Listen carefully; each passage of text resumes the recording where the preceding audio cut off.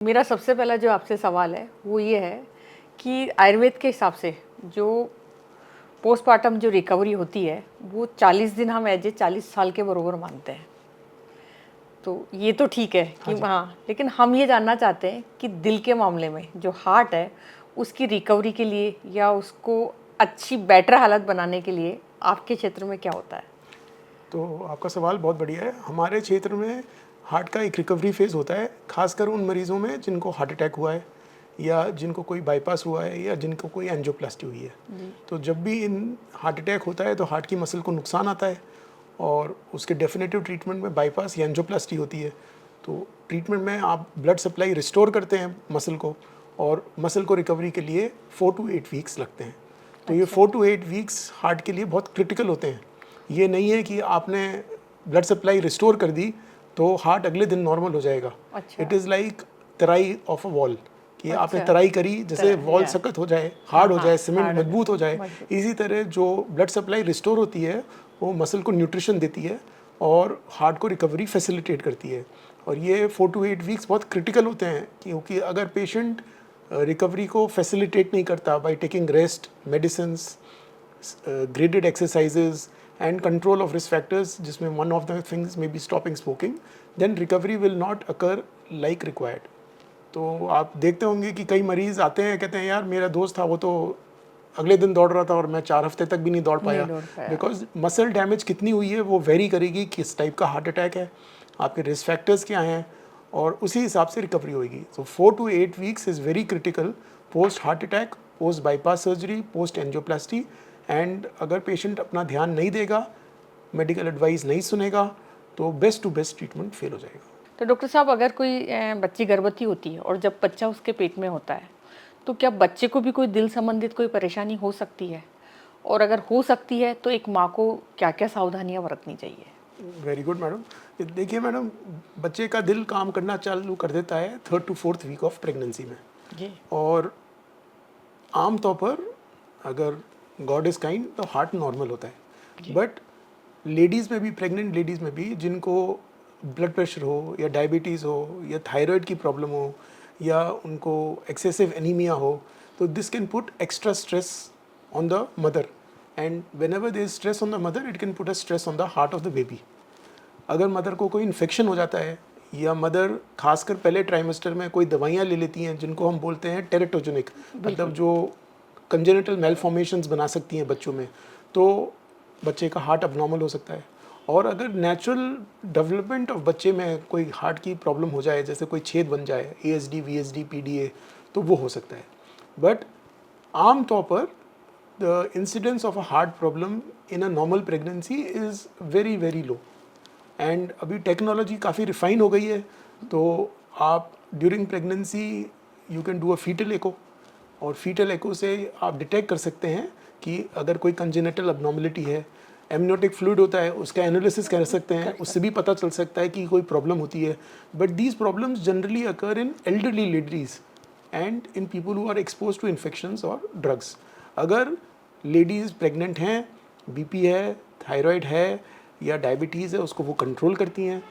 Pregnancy में they remain emotionally balanced, they eat healthy food, they take proper rest, then the body remains healthy and the child will also be healthy. तो बहुत सारी बच्चियां conceive करती है और mostly मतलब बहुत खुशी होती है कि first month, second month, third month में जब वो डॉक्टर के पास जाती है और सडनली उनको कहा जाता है कि बच्चे की हार्ट बीट ही नहीं आई। इसका क्या रीज़न होता है? नहीं, तो अगर हार्ट बीट नहीं आई 3rd 4th मंथ में, थर्ड मंथ में ये कहता है कि बच्चे की हार्ट बीट नहीं आई तो अबॉर्ट कराना पड़ेगा। तो दैट मीन्स बच्चा मर गया मैडम। हार्ट बीट नहीं आई तो बच्चा, मैंने आपको बोला कि हार्ट बीट तो आ जाती है 3rd या 4th वीक में। That means end of 1st month of pregnancy बच्चे के हार्ट बीट आप सुन सकते हैं, जो आप स्टेथोस्कोप लगा के बच्चे के ऊपर फीटस पर सुन सकते हैं। अगर हार्ट बीट नहीं आई है तो मतलब हार्ट काम ही नहीं कर रहा है। तो अगर हार्ट फेल हो गया है किसी रीज़न से, तो आइदर इट इज़ बिकॉज उसको ब्लड सप्लाई प्रॉपर्ली नहीं मिली किसी रीज़न से, या फिर मदर को कोई ट्रॉमा हो गया, कहीं स्लिप हो गई, कोई एक्सीडेंट हो गया, अच्छा, जिसके कारण प्लेसेंटा जो ब्लड सप्लाई देता है बच्चे को फ्रॉम द यूट्रस, वो सेपरेट हो गया, या फिर कोई जेनेटिक प्रॉब्लम है कि बच्चा ख़त्म हो गया। तो अगर बच्चा ख़त्म हो गया है प्रेग्नेंट लेडी में, तो उसको तो अबॉर्ट करना ही पड़ेगा, because it is like it is of no value.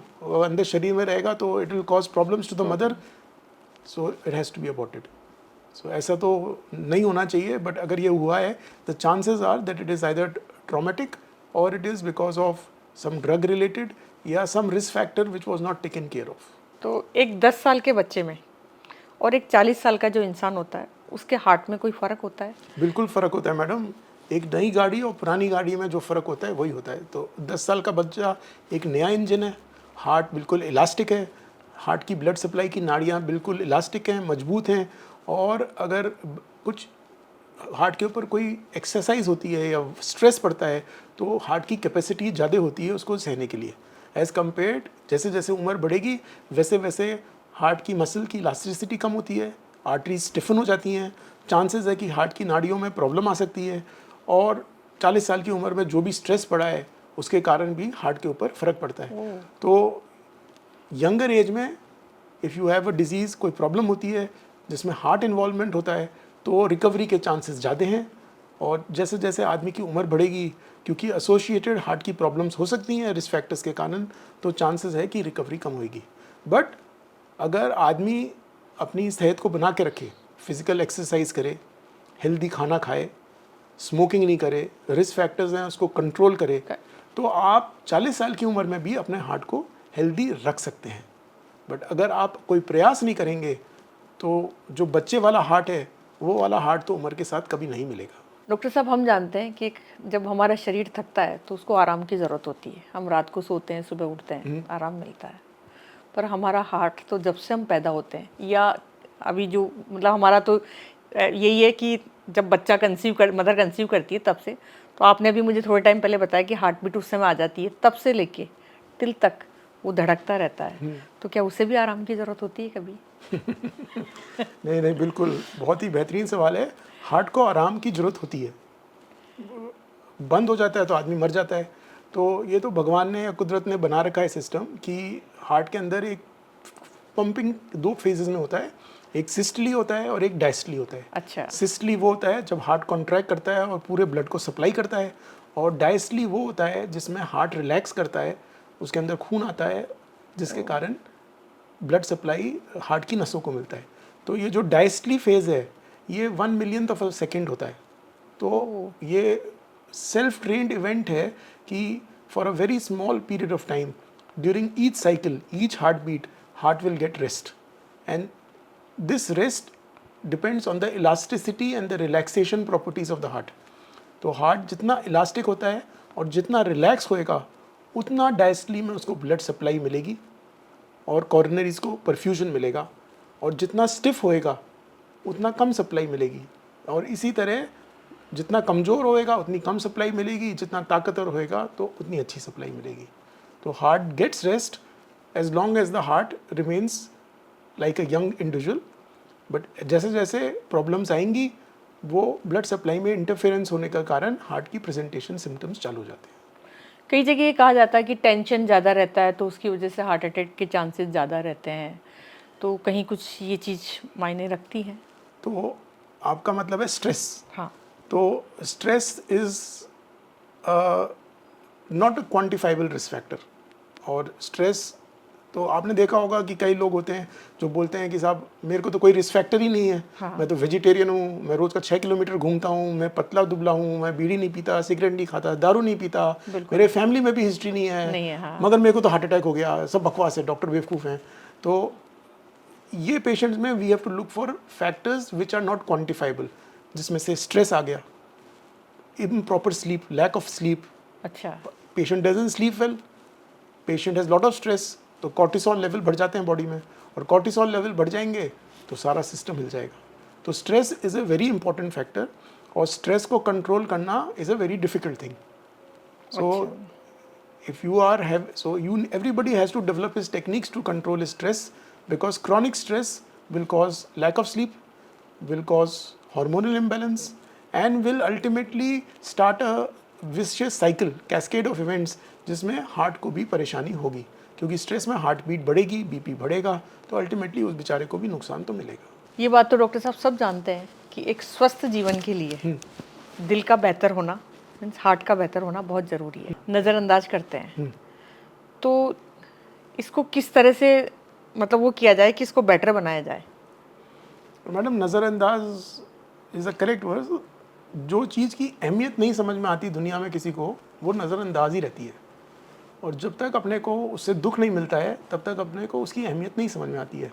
क्या वो दिल हो, क्या वो रिश्तेदारी हो, क्या वो आपका जॉब हो, जब तक चीज़ हाथ से निकलती नहीं है तब तक उसकी इंपॉर्टेंस नहीं समझ में आती है। तो अब हार्ट में भगवान ने उसको बहुत ही मजबूत बना रखा है कि it has tremendous capacity to withstand stress, strain, और वो बेचारा झेलता रहता है जब तक बिल्कुल ही बीमार नहीं हो जाता है। और जब बीमार होता है और सिम्टम्स होते हैं तो generally it is quite late. Patient come with either heart attacks which is a common presentation, या फिर very high blood pressure.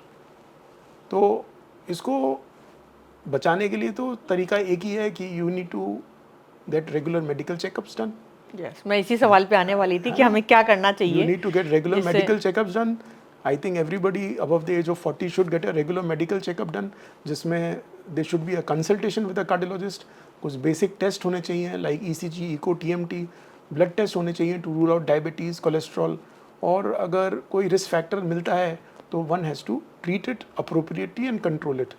Plus one should also try to lead a healthy lifestyle, avoid smoking, do regular exercise, try to get adequate sleep, try to reduce the stress, avoid remaining on the mobile or laptop till late in the night, which interferes with your sleeping habits. बिल्कुल बिल्कुल। And try to have a harmonious environment.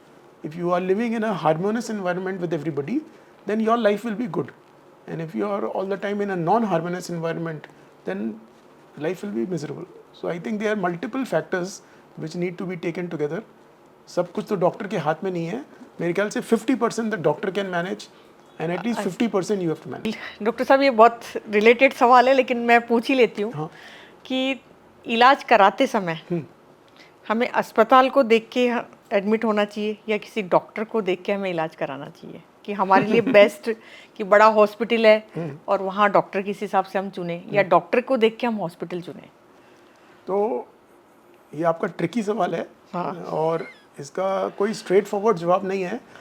I think both are equally important. Doctor होना अच्छा तो बहुत ही ज़रूरी है, बिल्कुल। क्योंकि आप अच्छे से अच्छे अस्पताल में चले जाओ और अगर डॉक्टर ही अच्छा नहीं है तो काम ठीक नहीं होने वाला है। अस्पताल अच्छा होना चाहिए क्योंकि you should have the infrastructure. तो जैसे आपकी फील्ड में प्रेग्नेंट लेडीज़ हैं तो she should go to a hospital where deliveries and bachas can be looked after बिल्कुल। together. बिल्कुल। Then it is a infrastructure is correct. But I think a doctor is very important and you need to go to a qualified, trained, experienced person. तो then the chances are कि whatever you go to hear, आप जो भी doubts लेने जाते हैं या जो भी ऑपरेशन करवाने जाते हैं, the chances are that the results will be good and acute result मेरे ख्याल से सब कार्डियोलॉजी में दे सकते हैं। बिल्कुल। But what is more important is chronic result, कि वो इलाज करने के बाद मरीज़ कब तक ठीक रहता है। ठीक है। आप समझे नहीं समझे? एंजियोप्लास्टी करना बहुत मुश्किल काम नहीं है आज की तारीख में, बट वो एंजियोप्लास्टी का रिजल्ट लॉन्ग टर्म तक बना रहे, that is what decides the quality of a good doctor. तो डॉक्टर साहब, जब अगर कोई पेशेंट जाके हॉस्पिटल में भर्ती होता है तो उसे अपना डॉक्टर चुनने का विकल्प नहीं मिलता है, तो ये उसे कैसे पता होगा कि जिस डॉक्टर को उसके लिए अपॉइंट किया गया है वो बेटर है या नहीं है? मैडम, सवाल तो बहुत अच्छा है। अधिकतर अगर पेशेंट कोई इमरजेंसी में जाता है हाँ। तो वो आमतौर पर इमरजेंसी में इतना अपनी परेशानी से इतना धुत होता है, घबराया हुआ होता है, घबराया होता है कि ही जस्ट वांट्स अटेंशन। बिल्कुल। एंड ऐसे सिचुएशन में अधिकतर patient gets admitted under a doctor जिसको वो नहीं जानता है। नहीं जानता है। और डिसाइडिंग फैक्टर वाले होते हैं इमरजेंसी के doctor, who may admit under the doctor जिसकी इमरजेंसी है, और they may admit under a doctor of their choice जिसके साथ उनकी बनती है। तो ये तो प्रॉब्लम है, इसमें कोई दो राय नहीं है। बट अगर आप किसी डॉक्टर को जानते हो, जब आप अस्पताल में जाते हैं, पहुंचते हैं इमरजेंसी में, तो either you should have to be very categoric and say कि मेरे को तो इसी डॉक्टर से इलाज कराना है और मेरे इसी अंडर एडमिट करो, जो कई लोग इमरजेंसी में नहीं कह पाते। और अगर आप उस वक्त नहीं कह पाते तो अगले दिन आपको अगर अपना डॉक्टर चेंज करना है तो आपको अपने ट्रीटिंग डॉक्टर को बोलना पड़ेगा कि साहब हम रात में बोल नहीं पाए, हम इन डॉक्टर से इलाज कराना चाहते हैं और हम चाहेंगे कि आप हमें उनके अंडर ट्रांसफ़र कर दें। अब it is a very technical problem, it is very difficult. मरीज़ के अटेंडेंट को बोलने में डर लगता है कि भैया हमारा इलाज गलत नहीं हो जाए। क्योंकि मोस्टली ये होता है ना कि हमें पता नहीं कि जिस डॉक्टर को हमें सौंपा जा रहा है, जिस डॉक्टर के हाथों में, उसकी डिग्री क्या रही है, कितने अटेम्प्ट में वो पास हुआ है या क्या रहा है, वो सारे विकल्प तो होते ही हैं। ये विकल्प होते ही हैं। तो यही तो मैं आपको कह रहा हूँ कि भाई इमरजेंसी के टाइम पर तो पता नहीं चलता है, बट आप इमरजेंसी होने के बाद कर सकते हैं। अब हार्ट में अनफॉर्चुनेटली इमरजेंसी में भी कि आप हार्ट अटैक के लिए गए रात में और आपकी तुरंत एंजियोग्राफी एंजियोप्लास्टी हो ही गई, अब इलाज तो हो ही गया है। अगले दिन आप जिससे चाहते थे वो बोलेगा भैया मेरे लिए तो कुछ करने को नहीं लिया है, अब आपके साथ जो हो गया है तो हो गया है। तो इसलिए अपने को कुछ आइडिया होना चाहिए कि भाई अपने को किससे इलाज करना है। और अगर अपन किसी अस्पताल में बढ़ रहे हैं तो अपने को आइदर गूगल चेक कर लेना चाहिए या अपना कोई रिश्तेदार है उससे अपने को बात कर लेनी चाहिए कि भाई हम इस अस्पताल में जा रहे हैं, आप हमें कुछ राय या सलाह मशवरा दे सकते हैं तो आप दीजिए। नहीं तो अगर आपके पास कोई डॉक्टर का नाम नहीं है तो संभावना है कि इमरजेंसी में जो डॉक्टर ऑन ड्यूटी है वो आपको जिसके अंडर भर्ती करना चाहेगा वो करे। डॉक्टर साहब, एक गर्भवती महिला जो होती है, प्रेग्नेंट लेडी, उसको अपने दिल का और अपने बच्चे के दिल का किस तरह से ख्याल रखना चाहिए और पूरे 9 महीने की जर्नी में उसे क्या करना चाहिए जिससे वो खुद भी स्वस्थ रहे और उसमें बच्चे का दिल भी बहुत स्वस्थ रहे? Very good madam, very good question. तो अल्टीमेटली घूम फिर कर बात वही आती है जो हमने पहले भी बोली थी कि she has to be emotionally stable, she should exercise as per the advice of the doctors और the yoga specialist. She should eat well. अगर उसको कोई न्यूट्रिशनल सप्लीमेंट बोला जाता है, जैसे कोई फॉलिक एसिड या आयरन टैबलेट बोला जाता है, शी शुड टेक दो supplements. She should take a regular medical checkup. जैसे बच्चे के हार्ट में कोई प्रॉब्लम है या उनके हार्ट में कोई प्रॉब्लम है जो पहले से पता नहीं थी, तो वो आइडेंटिफाई हो जाए टाइमली। और अगर उनके पास कोई रिस्क फैक्टर्स हैं तो वो अप्रोप्रिएटली कंट्रोल हो जाएं। रिस्क फैक्टर्स में मोस्ट इंपॉर्टेंट चीज़ें होती हैं ब्लड प्रेशर, डायबिटीज़ और थायराइड। ये कई लोगों को पता नहीं होता है, जो पहली बार डिटेक्ट होता है। Blood pressure can occur only during pregnancy और हो सकता है प्रेगनेंसी के बाद ठीक हो जाए, but diabetes can also be the same. You can have gestational diabetes, mostly gestational diabetes का आता है ठीक हो जाए। थायराइड अगर है तो नॉर्मली वो प्रेगनेंसी से अनरिलेटेड नहीं होता है। तो अगर आप ये सारे रिस्क चीज़ों को ध्यान रखें और कोई मेडिसिन ना खाएं that can cause a congenital malformation, तो आमतौर पर बच्चा और माँ का दिल ठीक रह सकता है। डॉक्टर साहब, एक अच्छा खाना, एक अच्छी एक्सरसाइज, ये सब करके ही एक अच्छा दिल और एक अच्छा अपने आप को बना सकते हैं। इसके अलावा भी कोई विकल्प है जो हमें करने चाहिए? तो मैं और एक प्रश्न, मतलब विशेषकर एक प्रेग्नेंट लेडी को, तो मैडम वो घूम फिर कर तो सवाल वही बनता है जो मैंने आपको बोला है कि to remain healthy you have to be mentally stable, you have to be emotionally stable, if you have any risk factors you need to control the risk factors, you need to eat well, you need to sleep well. अगर आप smoke करते हैं तो you should avoid during pregnancy, अगर आप alcohol लेते हैं तो you should avoid during pregnancy, and you should do reasonable amount of physical activity, जैसे आप भी खुद फिट रहें और बच्चा भी फिट रहे। तो डॉक्टर साहब, जैसे कई बच्चियां जो होती है वो कंसीव करने से पहले उनको हार्ट की प्रॉब्लम होती है, लेडी को मतलब कंसीव करने से पहले जिनको होती है, तो उनको एक डर बना हुआ रहता है कि शायद मैं जब कंसीव करूंगी तो मुझे बहुत सारी प्रॉब्लम्स आएगी या मेरे बच्चे को क्या होगा। तो उसके बारे में उनका कुछ मिथ्य है, क्या है इसको? तो मैडम आमतौर पर लेडीज़ को जो हमारे देश में प्रॉब्लम्स होती हैं, वो जो कॉमनेस्ट प्रॉब्लम होती है वो तो होती है रूमेटिक वेल्व इन्फेक्शन, कि वेल्व में सुकड़न आ गया है, रिगर्जिटेशन आ गया है, रूमेटिक हार्ट डिजीज़। और ये डिजीज़ होती है बचपन से आ जाती है, बार बार खांसी जुकाम होने से, जो डिटेक्ट नहीं होती है। वो इको करेंगे या कोई छाती सुनेगा तो पता चलेगा। दूसरी प्रॉब्लम जो होती है वो होता है कि भाई दिल के अंदर कोई छेद हो, जिसमें से आमतौर पर ASD होता है जो चुपचाप से रहता है, बाकी छेद तो पकड़ में आ जाते हैं।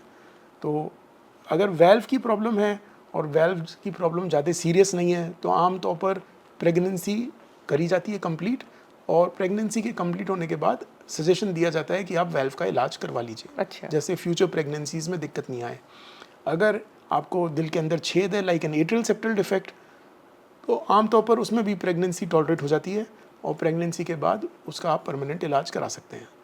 अगर कोई कॉम्प्लेक्स हार्ट डिजीज़ है, मल्टीपल वेल फॉर्मल्स है या कंजेनिटल अब्नॉर्मलिटी है, तो वो तो प्रॉब्लम बहुत जल्दी डिटेक्ट हो जाती हैं, और जब डिटेक्ट हो जाती हैं तो आम तौर पर डॉक्टर उन्हें बता देता है कि भाई आपको शादी नहीं करनी चाहिए, या आप शादी कर रहे हैं तो आपको बच्चा पैदा नहीं करना चाहिए। अच्छा। अब अनफॉर्चुनेटली हमारी कंट्री में फुल डिस्क्लोजर कोई करता नहीं है, तो बच्ची को भी नहीं पता होता है, माँ बाप भी नहीं बताते हैं, शादी कर देते हैं, तो दैट क्रिएट्स अ प्रॉब्लम्स।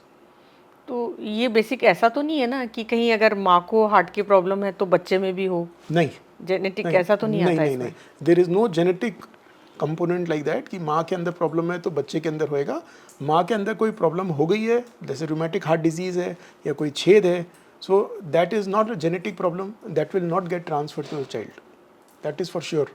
बिल्कुल है बिल्कुल। ना, अब वो किस्मत ही ख़राब है कि बच्चे में भी कोई कंजेनिटल मेल फॉर्मेशन आ जाए, that is a misfortune, but normally the child will be healthy.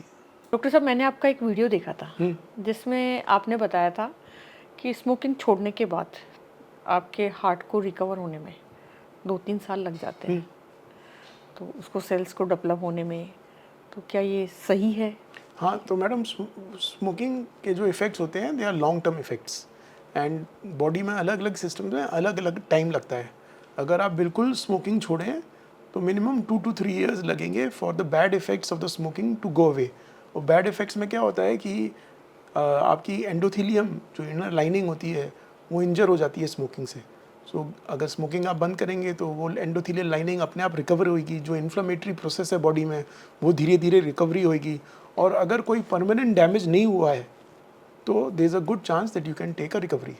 But chronic smoking से जो लंग रिलेटेड प्रॉब्लम्स हैं, कैंसर रिलेटेड प्रॉब्लम्स हैं, those will not disappear if damage has occurred permanently. But heart can be given a chance to recover if you stop it totally.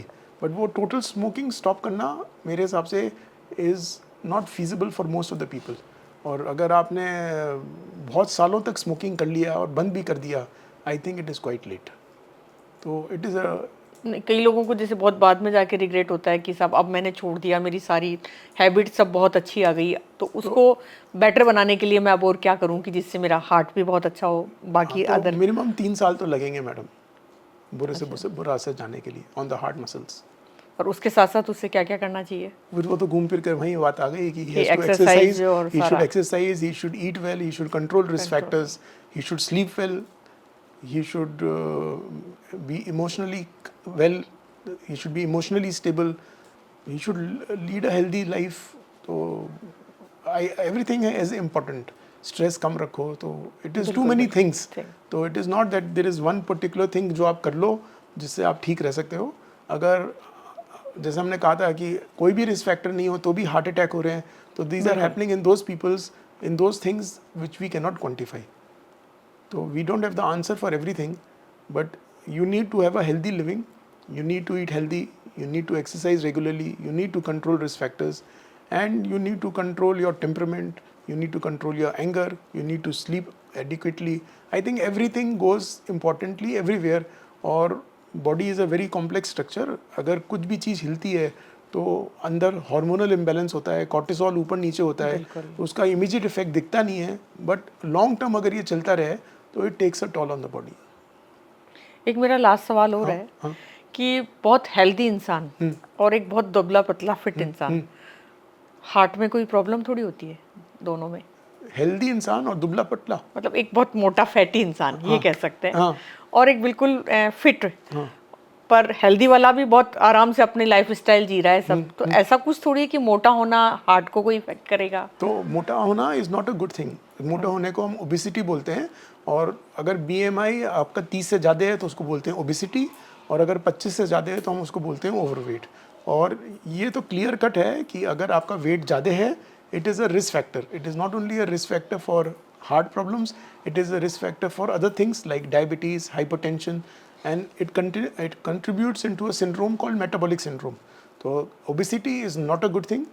जो आदमी बिल्कुल healthy है, पतला दुबला है, he has a lesser chance of a heart problem compared to a person who is overweight or obese. So obesity is not a good thing, and obesity is a major problem in the country.